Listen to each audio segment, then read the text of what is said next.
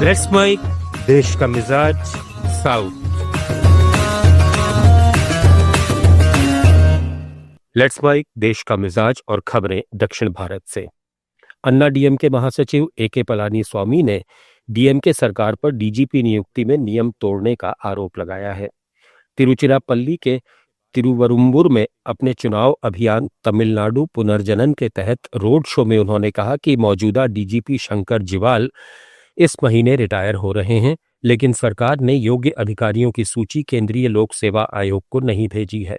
तिरुवरुम्बुर, तिरुचिपूर्व और लालगुड़ी में रैलियों को संबोधित करते हुए उन्होंने इस देरी के पीछे स्टालिन सरकार का छिपा एजेंडा होने का दावा किया। तमिलनाडु सरकार ने होसुर में प्रस्तावित हवाई अड्डे के लिए स्थान चुन लिया है। यह स्थान होसुर शहर के पूर्व में बेरीगई और बगलूर के बीच तनेजा एरोस्पेस हवाई पट्टी से 15.5 किलोमीटर दूर है।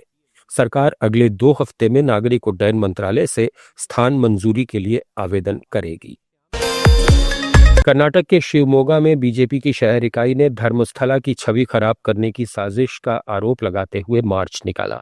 सैकड़ों कार्यकर्ता और नेता रामन्ना श्रेष्ठी पार्क से गोपी सर्कल तक इस मार्च में शामिल हुए।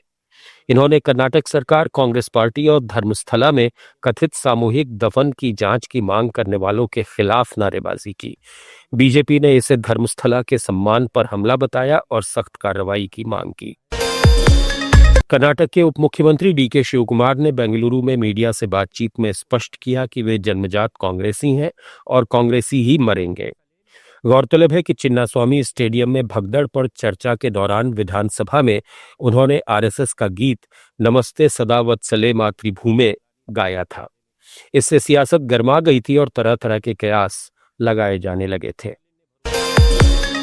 आंध्र प्रदेश के मुख्यमंत्री एन चंद्रबाबू नायडू ने एक बार फिर टीडीपी नेताओं से वाईएसआरसीपी के झूठे प्रचार को नाकाम करने की अपील की है।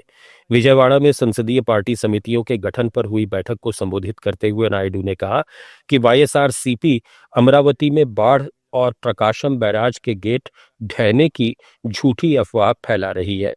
2024 के चुनाव में जनता ने टीडीपी को चुना, इसके बावजूद वाईएसआरसीपी जनता में गलत धारणा बनाने की कोशिश कर रही है। उन्होंने टीडीपी कार्यकर्ताओं से सतर्क रहने को कहा। तेलंगाना के करीमनगर में बीआरएस नेताओं को वरिष्ठ कांग्रेस नेता और तेलंगाना प्रभारी मीनाक्षी नटराजन की यात्रा से पहले चोप्पा डांडी में हिरासत में लिया गया।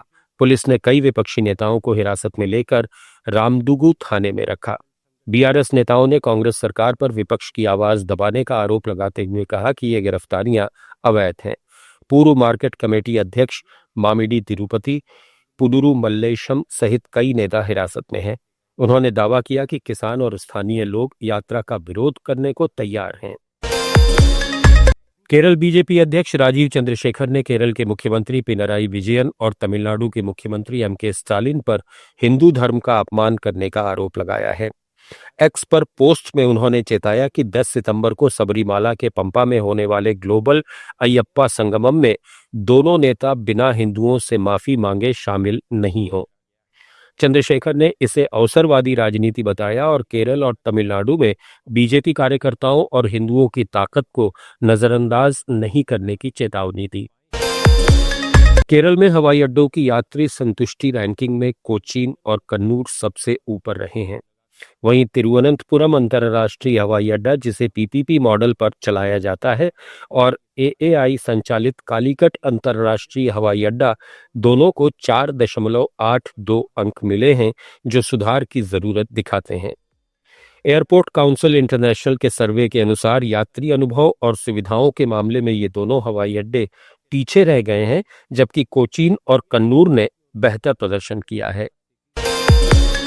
पुडुचेरी में रेस्टो बार्स को दिए गए परमिट रद्द करने की मांग को लेकर पूर्व मुख्यमंत्री वी नारायणसामी के नेतृत्व में कांग्रेस नेताओं ने उपराज्यपाल के कैलाशनाथन को ज्ञापन सौंपा। नारायणसामी ने आरोप लगाया कि कई रेस्टो बार नियमों का उल्लंघन कर रहे हैं और हाल में एक कॉलेज छात्र की मौत की घटना के बाद सरकार को 13 परमिट रद्द करने पड़े थे। कांग्रेस ने कहा कि इस मामले में सख्त कार्रवाई जरूरी है ताकि ऐसी घटनाओं की पुनरावृत्ति नहीं हो। देश का मिजाज में फिलहाल इतना ही। जुड़े रहिए लेट्स माइक के साथ।